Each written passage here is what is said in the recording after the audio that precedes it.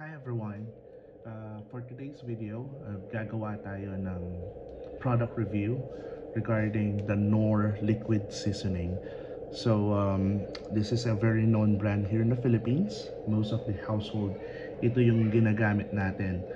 So sometimes nga, pag wala na tayong ulam, ito yung ginagawa nating ulam, di ba?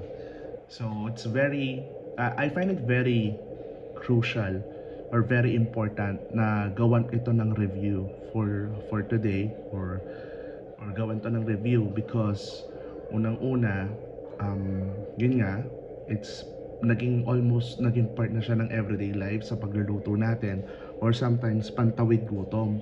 So recently, I don't usually do product reviews now, guys. I don't usually do that kasi I believe in everyone's opinion kung ito ba it's very subjective. No, sometimes, but in this case I will make it very objective. Number one, it's because it's part of our daily lives. Yun nga yung iba sa atin, even ako, ginagawa natin to pantawid gutom. So you know, imagine kung meron ka Knorr seasoning sa bahay kahit wala kang ulam, di ba? You just have top it sa kanin mo and then everything becomes magical. Minsan makaka 2 or 3 cups ka pa ng kanin because of this magic magical na lasa ng Knorr seasoning brand, no?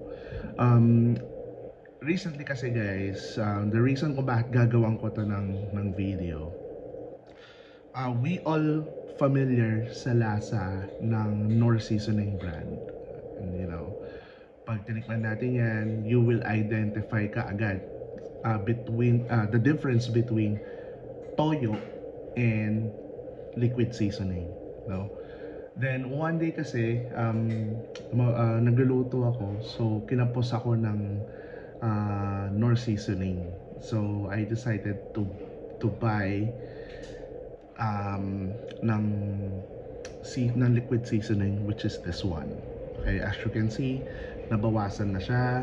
So technically naggamit na to, no?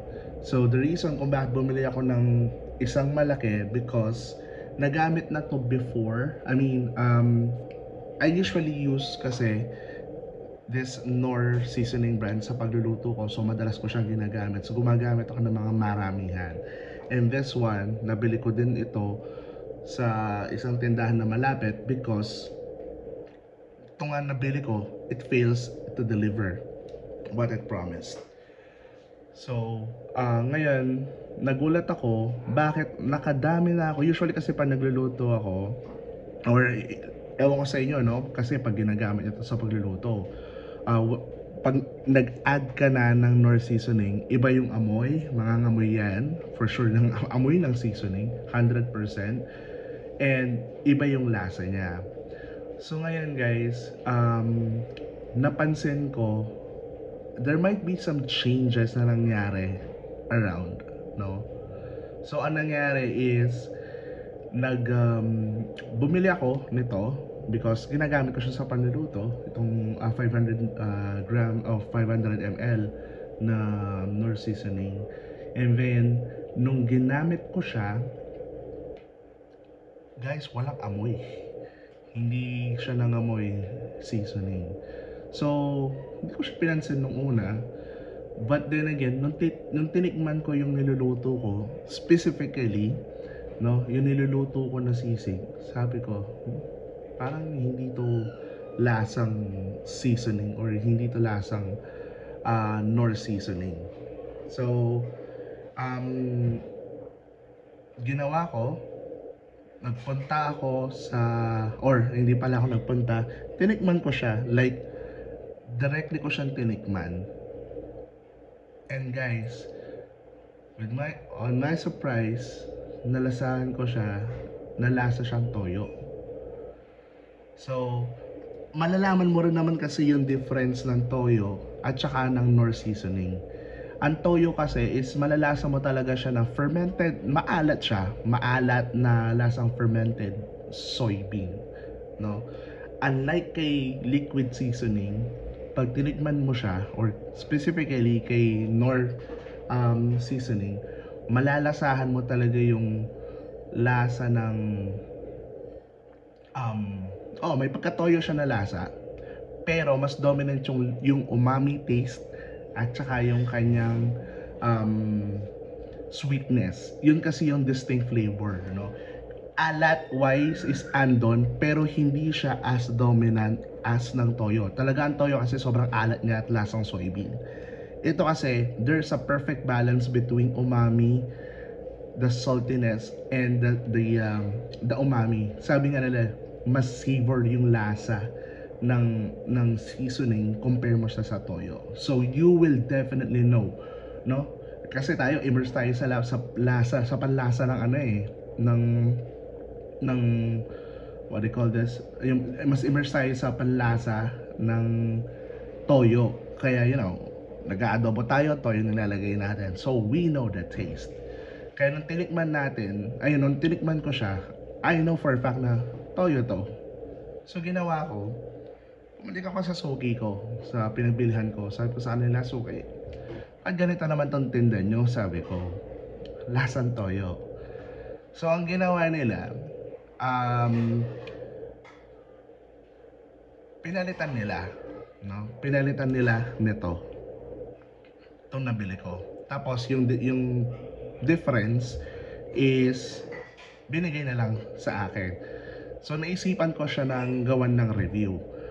Pero to confirm yung suspect ko na nag-iba na yung lasa niya, is bumili ako ng mas malaki. This one. Okay? Kasi ginagamit nga talaga siya sa panluluto. So talagang kinakailangan ko talaga siya. So it's very essential sa cooking ko. Kaya ganyan ko siyang binili. Nangyari, pagdating kay Suki, sabi niya parang imposible naman yan kasi binibili ko yan directly sa supplier ko and sa agent. So sabi ko, magbukas kayo. So what they did is binuksan nila lahat yon. They were able to identify. Inamoy nila, teka, oo nga, amoy toyo siya. Like, dominant yung lasa, amoy ng pagkatoyo. Kasi with the liquid seasoning, pag binuksan mo yan, hindi yan amoy toyo. Ang maaamoy mo dyan is yung sweet and savory smell. That's number one. Hindi mo siya kailangan pag tinutok mo, or kahit hindi mo siya kailangan itutok, yung totoong liquid seasoning, hindi mo siya kailangan itutok sa ilong mo. Pagkabukas mo pa lang, lalabas siya, para kang nagbukas ng cook, na pagbukas mo, maaamoy mo talaga yung amoy ng liquid seasoning. In this case, naamoy namin talaga siya, pero wala siya, nung pagbukas nila, hindi siya nangangamoy seasoning, at amoy toyo siya. So ang ginawa nila, nagbukas sila ng nakasachet at saka yung ganito na liquid seasoning, and they made a comparison. So tinikman nila yung nabili ko versus dun sa control test nila na ganito, yung tinataktak at saka yung nakasachet. Malaki ang difference kasi pagbukas pa lang or paggupit pa lang nila dun sa nakasachet, naamoy kaagad nila, lumabas talaga yung amoy ng seasoning. So nung tinikman nila, ay oo, iba nga yung lasa niya, lasang toyo to. Okay? So now guys, the reason kung bakit ginawan ko to ng product review is for us to be aware, no? Kung ano ba talaga yung nangyari. So without further ado, let's do a taste test. So ngayon, I will open up this one.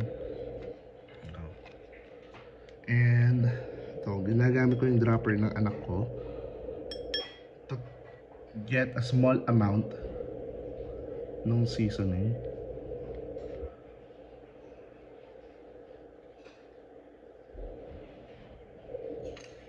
Then I will transfer it sa kutsara ko. Okay. So if we will do a smell test, dominant talaga yung lasa ng toyo. 100%. Okay. So titikman na natin siya, guys.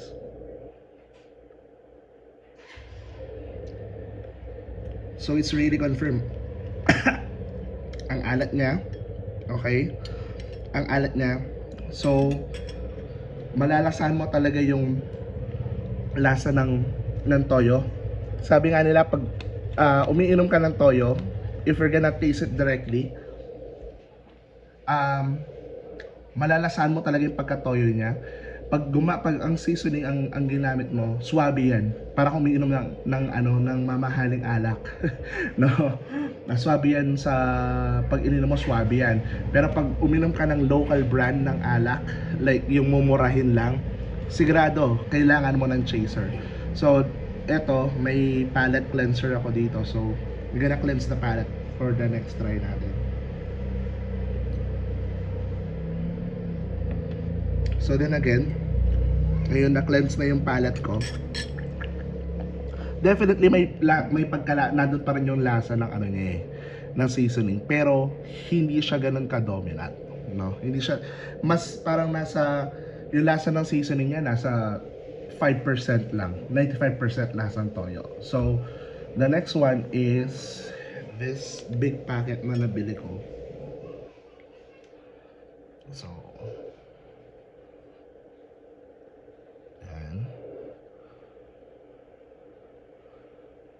dinamihan ko na guys kasi may tubig to.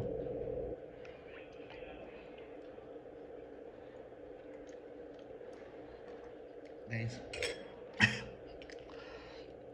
lasang toyo pa rin siya. Walang difference. So, in other words, yung lasa nito at saka nitong 2 liters at saka ng 500 ml is definitely pagpapalat cleansing lang ako. It's definitely the same. Maalat. Nandun yung alat talaga. Dominant talaga yung alat niya. So, now, we will, at take note may pagkatubig pa yung kanina kasi binanlawan natin yung kutsarang ginamit natin. Now, this time, I will use this Knorr seasoning na nabili ko or pinalit sa akin ni Suki. So, I will do the honor. Naparami pa. So, then again, ito, nakaamoy ko na siya. Definitely may amoy talaga siya ng pagka-seasoning niya. Kahit malayo ka pa lang, maaamoy mo na. So, now let's do the taste test. There you go. Napakalinis na lasa. Definitely, that's the original one. Guys, I'm not really sure, no? Ito sweet yung lasa niya. Itong dalawa napaka-alat. Mas dominant yung sweetness nito at saka yung umami flavor compare mo sa dalawa. So guys, ang production date or ang expiration date na nakalagay dito, or wala kasi silang nakalagay na batch number, no? I'm not really sure kung saan makikita yung batch number nila, but this one, ang expiration niya, itong 2 liters is 15th of January 2026. Tapos meron siyang Charlie X-ray sa dulo, and then this one na malaki, ayan, ang expiration date nito ay sa 4th of October 2026. Bravo Charlie Yankee BCY doon sa dulo, no? And this one, I'm not really sure kung kailan yung expiration date nito or kung meron din ba tong expiration date. Let me just check. Wala siya naka-indicate dito, but usually nandito yan sa taas.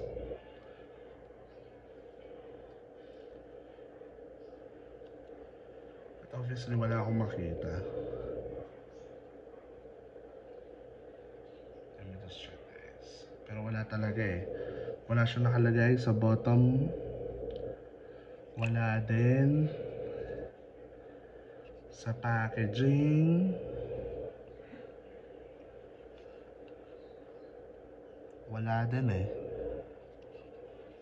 I'll try to update na lang siguro doon sa comment section, no, just in case na may makita ako na expiration date nito. But there you go, guys. It might be a the reason I did that, just to make the comparison, no. I would like you to test your liquid seasoning. I suggest do this, no, kasi I'm not really sure if this is an isolated case ba. That's why nangyari to, kaya nagkaroon ako ng doubt na baka itong 500 ml lang ang na-compromise or mga kabatch na to, but definitely pati itong 2 liters. So I'm not really sure if this is an isolated case anymore, no. Dalawang bagay lang ang pwede mangyari dito.